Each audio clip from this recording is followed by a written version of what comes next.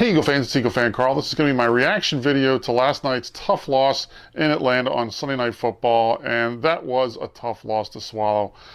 Kind of what I expected in the sense that, Atlanta was the more desperate team. They made the big plays when they really needed to, but all in all, I could not obviously have envisioned the injuries that we had in this game and some of the poor play from some of the guys that we've grown to expect more from. And like I said, just a tough loss overall. And we'll see where we go. And for this week, in thinking about studs and duds, I really didn't know what to do with certain guys. So I'm going to create a new list for this week called Thuds of the Week. They're going to be guys that had moments where they soared really high, but also moments where they came crashing down. So that's sort of, I'm going to put some people on here that I think could have gone on either list of studs and duds. And these are in no particular order. Like with my studs and duds, I rank them. But with this one, they're all over the place, so they're not in any particular order. So the first one I'm going to talk about is Doug Peterson. Doug Peterson, ultimately, I think I really like the way he adjusted in terms of losing the weapons early that they did. He was able to adjust and incorporate different guys and go with basically half his play call sheet because he couldn't use any of the two tight end sets on the play call sheet because we didn't have two tight ends to put out there. So right there, you basically are playing with one hand tied behind your back. So I think I like the way you made the adjustments there. The thing that bothered me, though, about him was the fact that you did have your receiving core so banged up. Why aren't you running the ball more? We talked in the preview video about how I would have liked to see him run the ball more. There was only one time where we were down by 2 scores, so I don't think there was really a need for us to be pass, to try and catch up. Even when we were behind, I thought that there was the opportunity to go ahead and make plays in the running game, and sort of you could have masked the problems we were having with our receiving core by doing that.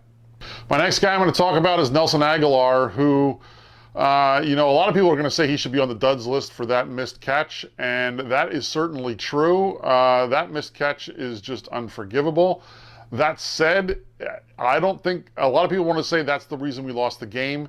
If he makes that catch and runs in for the touchdown, then there's like a minute 50 still left in the game. The Falcons have timeouts.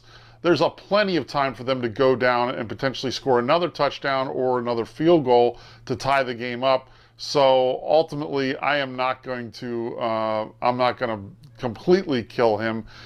And he did have a decent game other than that. He led the team in receiving yards. He became the primary weapon when Jeffrey and Jackson both go out. And he has the lone receiving touchdown of the game. And, ultimately, I think, aside from that one play, had a decent game. The problem is that one drop, it comes back, it's shades of 2016 all over again. It makes me concerned that are we entering another phase of his career where this is going to be a problem? So I'm hoping that is not the case. You got to just make that catch, Nelson. That's just right now. At that point in the game, you've got to make that catch. My next thud is going to be Zach Ertz for a lot of the same reasons. He has a solid game. He becomes the only tight end in the game after Goddard goes down. First time in his career, he plays all the snaps. Him and Nelson Agholor tied for the league. Tied for the lead for the team in receptions. So from that perspective, has a solid game. But the problem is that one route, he needs to know where the sticks are and run it a yard further than he needs to go. And I'm sure when Carson throws him the ball, he's assuming that Zach has gone the distance required to get the first down. And if Zach just goes that extra, foot or so, we end up with a first down there, and then who knows what we're talking about today. And finally, the other guy that I've got to talk about in terms of thuds, having great moments but really crash moments, is Carson Wentz. He really had a gutsy performance in the second half. I'm convinced he hurt his ribs early in the game. They showed the hit several times. They showed him on the sidelines grabbing at his side. I can't imagine he didn't hurt his ribs. Obviously didn't break them, but probably bruised them or something along those lines where he just did not feel comfortable, and that sort of threw him off. But, and as he really ends up having a great performance in the second half, some vintage Carson moments with him scrambling and making plays.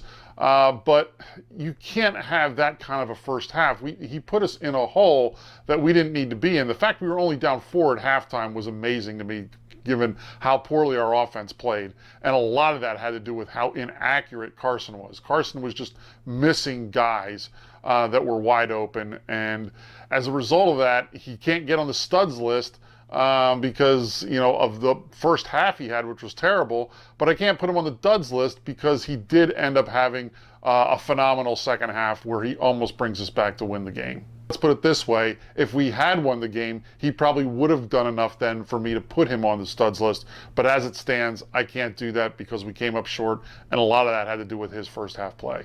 There were some guys who did have some solid games that I think deserve sort of the studs of the week, honor that I'd give out.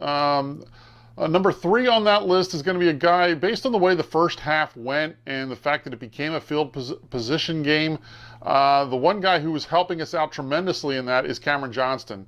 And usually I don't recognize punters in this kind of a situation, but their punter was hurt, and it was clear that it was affecting our field position and helping us.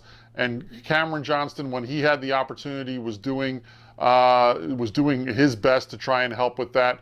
And also a hat tip to Matt Collins. I'm not going to put him on the list, but a hat tip to Matt Collins for the one play on special teams where he downs the ball. The game could have started to get away from us early, and that put them deep, in their own territory, and really made it hard for them to drive the ball on that drive. So all in all, I've got to say Cameron Johnston, I thought, had a good game. My second guy that I'm going to put on the list is Brandon Graham, who I thought was disruptive, was making plays, had some tackles for loss, and ended up, he was in Matt Ryan's face for the night. So all in all, I think that Brandon Graham had a solid game. And then the guy that I'm going to put on the list for number 1 stud of the week, you know how he drives me nuts usually, but I want to give some honors to Jim Schwartz, who I really love the way he called this game from a defensive perspective. We do have the one play that's sort of on him at the end when Julio Jones makes the tackle, but there are some other things going on with that play that I don't think he could completely account for from a defensive side. First of all, there are offensive linemen being downfield blocking before the pass is thrown, which is technically an illegal man downfield. Some things like that, he can't account for all of that. You also have McLeod takes a bad angle on that, so I'm not going to put that on Schwartz as well. So all in all, he was aggressive, though, and I really liked that. I know we had talked in the preview about the fact that I thought he was going to play more of a soft coverage against the Falcons, letting them move the ball, and then, having them, not letting them beat them deep. And I think that what happened, and this is what I liked about what Schwartz did, he saw that they were still beating us deep even when we were doing that. And I'll get to that in a moment with my duds list. But he saw that they were still beating us deep even though he was playing some of the soft coverage. So I think he decided, you know what? We're not going to worry about it anymore. We're just going to go ahead and go for it. And we'll go after them and try and, get what we can in terms of pressure. The pressure worked. Leads to some turnovers, and ultimately, I think, really helped us get back in the game and allowed the offense time then to make the plays to get us the lead back. But let's go ahead and turn our attention to the duds of the week because, this is a loss, so there's some people that deserve some blame. Certainly, a lot of blame goes to the guys I listed earlier in the thuds list.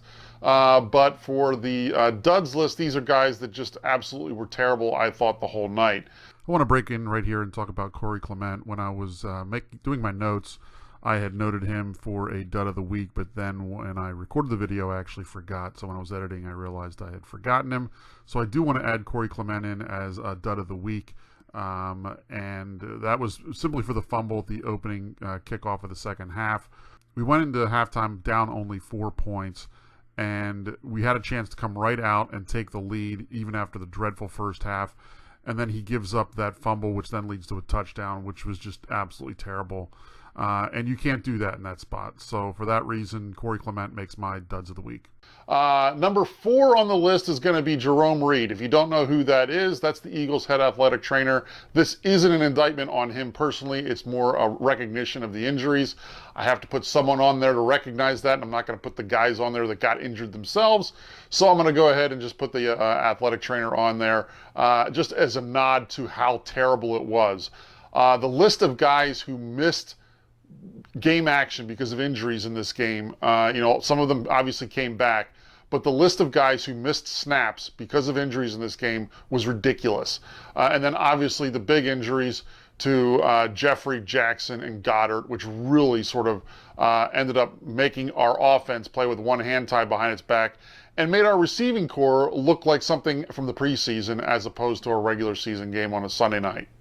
My number 3 dud is going to be Jason Peters. I thought he had a terrible game. The offensive line as a whole wasn't really great, but Peters especially, I think, did not have a great game. He was constantly getting beat, and Carson just was not comfortable, especially early in the game, and it showed. Jason Peters is going to be a Hall of Famer someday, but that is not going to be on the highlight reel, his performance from last night.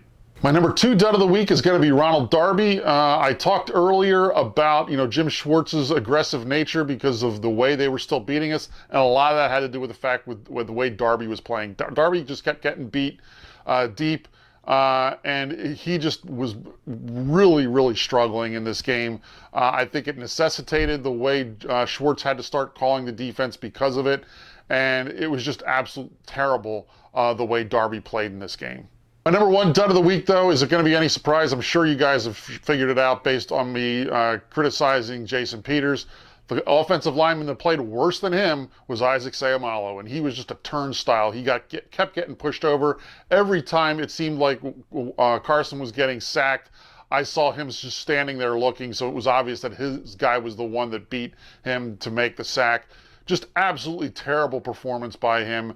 I think it's a reason why Wentz was making some of the moves that he was making, was to get away from that pressure that was coming up the middle, and you just can't have a performance like that. And hopefully Seumalo learns from this and is able to improve, but terrible performance from Seumalo last night.